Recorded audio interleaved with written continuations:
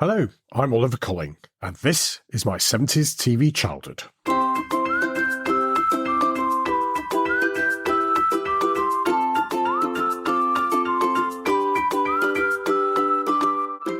Welcome back to my 70s TV childhood.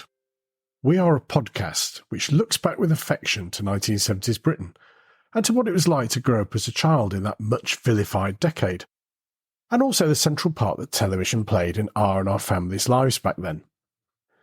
If you're listening for the first time, then a particularly warm welcome to you. And if you're one of our many devoted regular listeners, it's great to have you listening too. Now, as always, we've had a bulging digital postbag of your comments on and suggestions for the podcast. So thanks for that. In particular, we've had lots of requests asking whether we've considered doing a live version of the podcast, and also whether there might be a way of engaging with our listeners in a way that brings you together at the same time.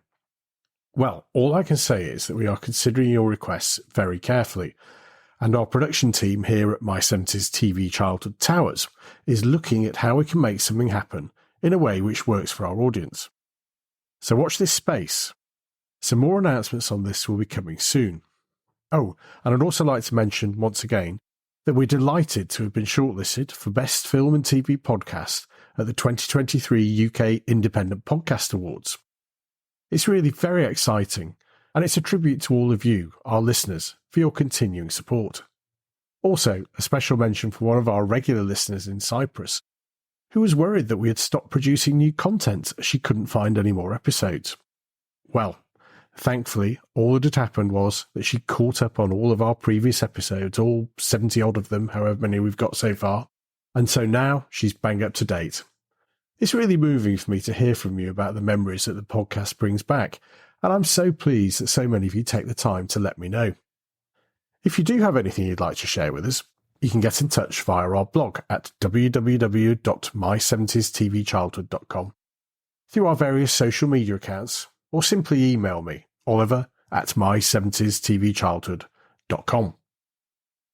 Now, as I said before, we've done 70 odd episodes of the podcast now, and we've covered lots of varied subjects, but one of our episodes has attracted way more listeners than any other.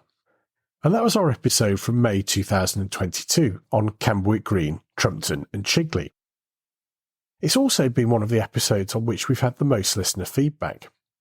Those shows have proved to be a hugely evocative reminder of our childhood, partly helped by the number of times they were repeated, I suspect, but I also think that the scripts, the characters, and the animation was so engaging that they remain an indelible memory for many of us.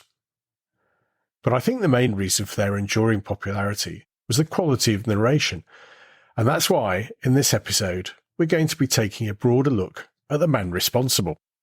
Here is a box, a musical box, wound up and ready to play. But this box can hide a secret inside. Can you guess what is in it today?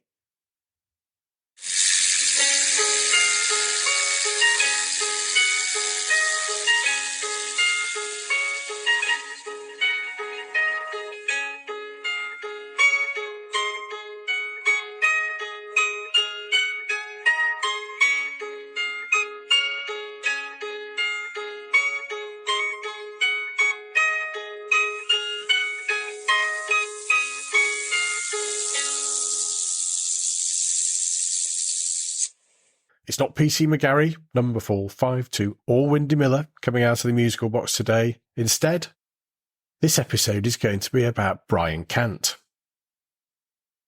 Like many others of you, Brian Cant was an ever-present in my younger years, and just to hear his voice takes me right back to some of my earliest memories.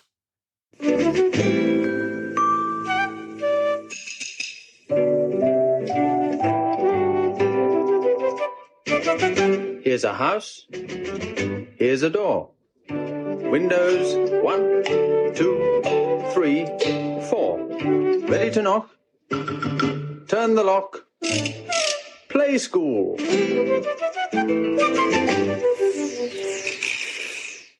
One of my earliest memories of watching television is watching Play School with my mother, my sister, and my twin brother, who suffered from cerebral palsy and unfortunately died when I was only 3 years old.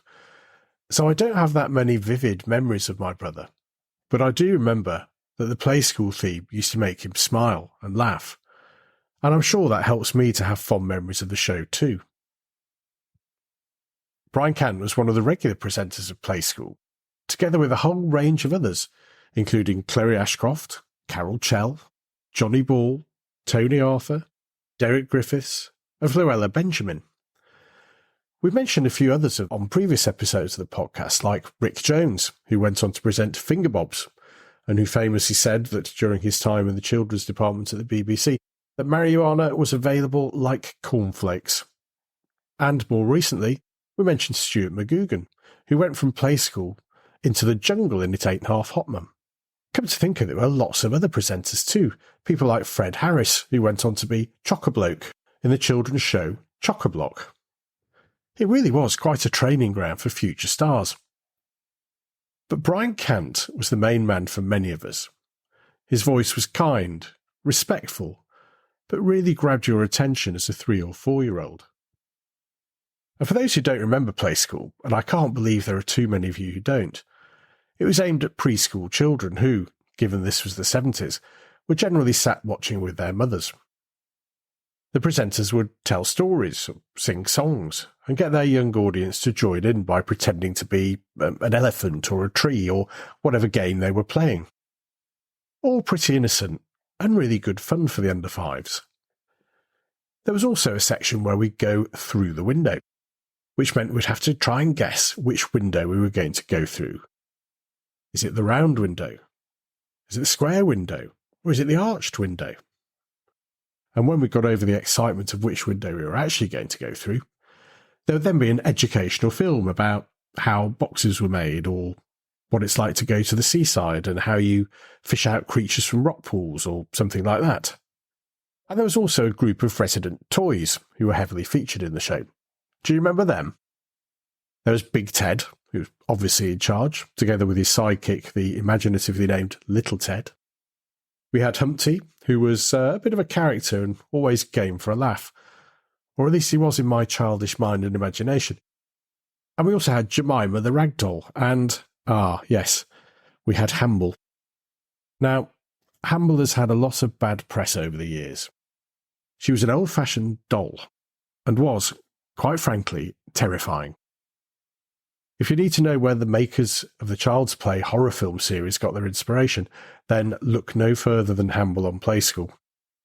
She was also not popular with the presenters, apparently, as she wasn't very cuddleable and was fairly rigid, thus making the imaginative games the presenters used to play with the toys a bit tricky when it came to Hamble. According to Chloe Ashcroft on the BBC website, she did a terrible thing to Hamble.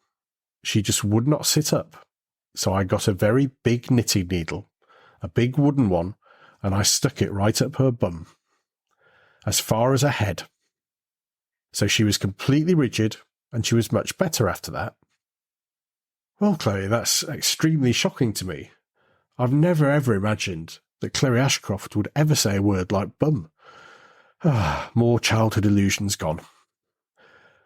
But back to Brian Cant, given I was supposed to be talking about him, and have, not for the first time as many listeners will notice, digressed. In a BBC radio programme which looked back at the history of Play School, Brian gave some insights on how he got onto the show in the first place. I arrived and Joy chatted to me about various things, and then she kicked a box out from under her desk and said, "Get in that box." I said, "Sorry." She said, "Get in that box and row out to sea and see what you can find." I had to get off my seat into this box, and I pretended to row out. And I did all sorts of things. I caught a boot, I think, full of custard. Yes. That's probably what got me the job. Well, your humour certainly did, as well as your charm. And then eventually she said, "Come in, your time is up." And that was my audition. And we are so glad you got the job, Brian. Because without Play School, you might not have got the Camberwick Green, Trumpton and Chigley gigs, and our childhoods would have been all the poorer for that. But who was Brian Cant? Who was the man? He's one of these people who those of a certain age feel like they know almost personally due to the key parts he played in our childhood. But who was he really? Brian was born in Ipswich in July 1933, and after attending Northgate Grammar School for boys, hoped to sign professional terms with Ipswich Town, having played for the club's youth team. But, much to his dismay, he didn't make the cut and found work as a trainee printer. Thank goodness for that. The Tractor Boys' loss turned out to be Trumpton's gain in the long run, and we can all breathe a hearty sigh of relief for that. After a few years trying to be a printer, he decided to go into acting, and in 1958 appeared in the summer season repertory at Buxton in Derbyshire, before starting to get a few bit parts in children's TV, before in 1964 landing the big one, Play School. From then on, there was scarcely a BBC show aimed at the under-5s that didn't feature him or his voice, and the launch of Camberwick Green in 1966 only added to the affection he was to be held in by current and future generations of children. We played the opening sequence earlier, and each episode followed a similar theme. One of the main characters in the show would rise slowly from the musical box, and then have a short chat with Brian. The first episode featured Peter Hazel, the postman, and then proceeded to follow him as he went about his day. Most of the plots were very straightforward, and involved ordinary people in and around the village doing ordinary things, and usually featured some kind of mild disturbance to the routine, which the star character would then be able to sort out either on their own or with the help of the regular cast of village characters. They'd then be seen in a final scene returning to the musical box, before the credits literally rolled as they were rolled on a sort of blackboard by a Pierrot-type clown, who played no discernible part in any of the other episodes, from what I remember. Why was he there winding through the credits? I've no idea, but the opening and closing sequences did become a hallmark of the show, and they're fondly remembered. Camberwick Green and its sequels Trumpton and Chigley portrayed a Britain, well, I suppose more in England, really, which didn't exist even in the 60s, when the programme was made, never mind the 70s, when I was an avid viewer. Everyone was nice to each other. Everything worked in a calm, orderly fashion. And whilst Camberwick Green had its own policeman, PC McGarry number 452, there didn't seem to be much crime to speak of, and all the characters sort of went about their business cheerfully, often bursting into song, courtesy of Brian Cant.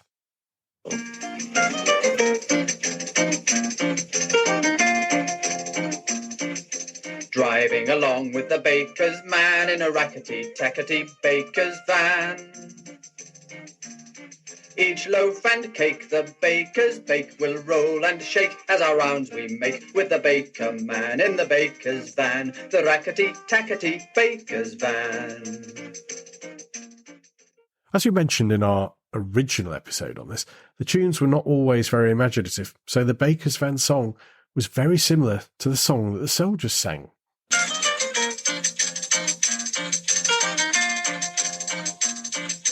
Driving along in an army truck, in a humpety-bumpety army truck. The people wave to the soldiers brave who sing and shout as they lurch about. Oh, we are in luck, we will never be stuck in a humpety-bumpety army truck. But do you know what? It didn't matter one little bit. We were captivated and delighted by the whole premise. It really was a perfect place, was Trumptonshire. We even had Windy Miller, who ran the local windmill grinding corn. Windy was a traditional miller, who wore a smock and an old-fashioned hat. He even brewed his own cider, which he attempted to share with farmer Jonathan Bell during one episode. Windy gets some of his home-brewed cider for Jonathan. It's thirsty work carrying sacks. But Jonathan won't have any now. He must go to the station to get his milk churns. But Windy likes cider, so he has a drink.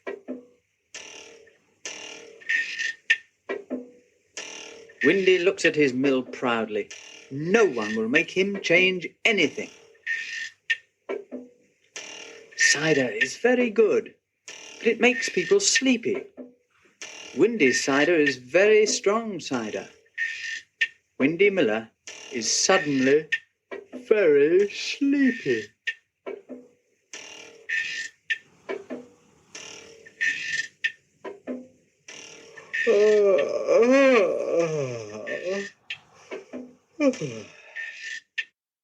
Fortunately, there were no health and safety regulations operating in Camberwick Green at the time, so Windy wasn't arrested for operating dangerous machinery under the influence of alcohol. And this sort of pattern was repeated in both Trumpton and Chigley, all accompanied by Brian Cant's distinctive narration and his singing. Our previous episode looked at some of the most famous sequences and lines from the shows, so I won't go back on any of those, but I can't resist reminding you of just one of them. Can you guess which one I'm thinking of?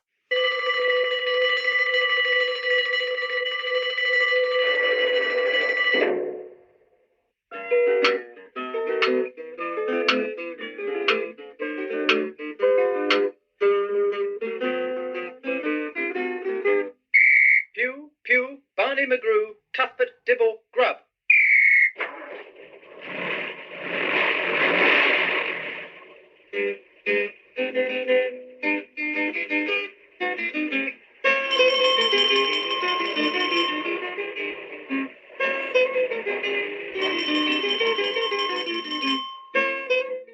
So where does that take you back to?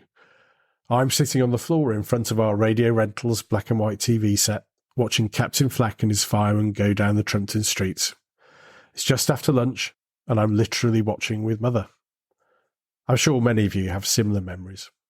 Of course, there was never any fire, and the biggest service that the fire brigade gave to the community was holding a band concert every afternoon in the park, which ended each episode of Trumpton. Happy days indeed. During the 1960s, 1970s, and even into the early 1980s, there couldn't be many children in Britain who didn't recognise Brian Cant's voice, either from Play School or from the Trumptonshire programmes. Brian was a host on Play School for 21 years until 1985, when he was apparently deemed too old for the target audience. As if kids mind how old someone playing with them or telling them a story is.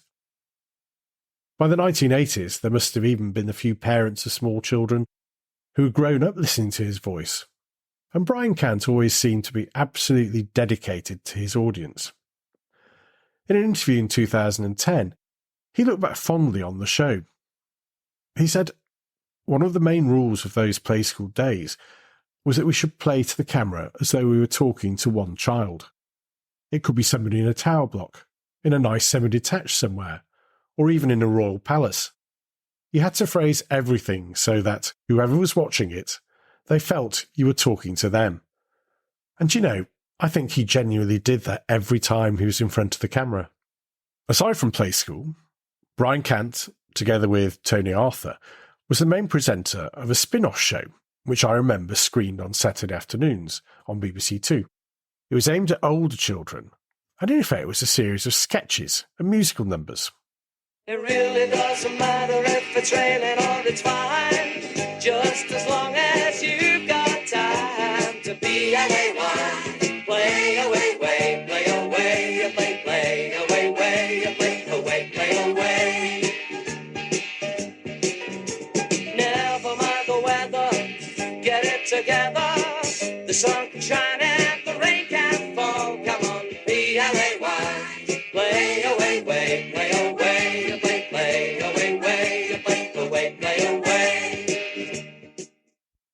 Play Away started in 1971 and ran until 1984 and, as well as Brian Cant and Tony Arthur, featured most of the other Play School presenters.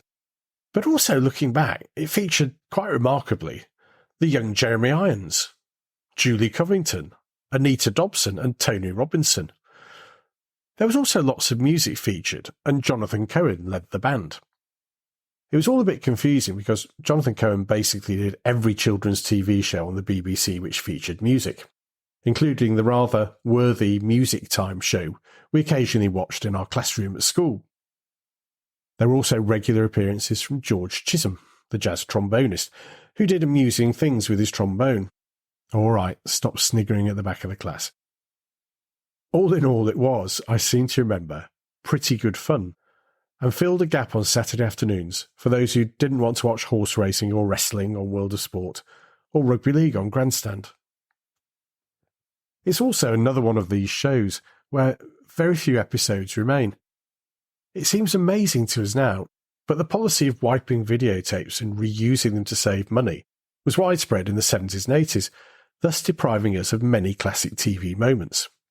After all, who would want to watch TV shows again 40 years later? When Playaway was cancelled in 1984, and then he was soon dropped by Play School for being too old, Brian found himself at a bit of a loose end, and took small acting parts in TV shows, so eagle-eyed viewers spotted him in shows like Ever-Decreasing Circles and Casualty. He even popped up in a couple of episodes of the daytime soap Doctors. But thankfully, he and his wonderful voice also became known to a new generation of young children, in shows like Dappledown Farm, where he played Brian the Farmer, and JJ the Jet Plane, where he was the narrator. In 1999, Brian Cant was diagnosed with Parkinson's, but still carried on acting until 2011. He died in June 2017, aged 83, and his passing was marked by a huge outpouring of nostalgia for childhood from those, like me, who see him as a real tangible link with their childhoods, evoking memories of happy times, of parents, grandparents, and just the happy days of being a child without any worries or responsibilities. Programmes like Trumpton, Camberwick Green and Play School can transport me back to that time through Brian Cant's voice in an instant. Brian Cant was a defining voice from my childhood, and I'm sure he is for many of you listening. Just hearing a few phrases of his wonderful voice is a joy. He himself always appeared to be a nice bloke as well, which helps. And to be honest, he was always quite modest when people told him how much he and his voice meant to them. He said, "It's obviously very kind and very rewarding to have that effect, but I can't believe it was important to everyone." Well, Brian, if you're sat on a cloud somewhere listening to this podcast, I can assure you that it was important to me and to many, many others, and we will be eternally grateful for your being part of our early lives. Do you have fond memories of Brian Cant or of Play School or Playaway? Or were you a big fan of Trumpton et al? Let us know by leaving a comment on our blog at www.my70stvchildhood.com or by posting on our social media channels, or you can simply email me, oliver@my70stvchildhood.com. That's all we've got time for now. Thanks for listening, and don't forget to review us and rate us wherever you get your podcasts. It means a lot. Take care and join us again soon for more from My 70s TV Childhood. Take it away, Captain Flack.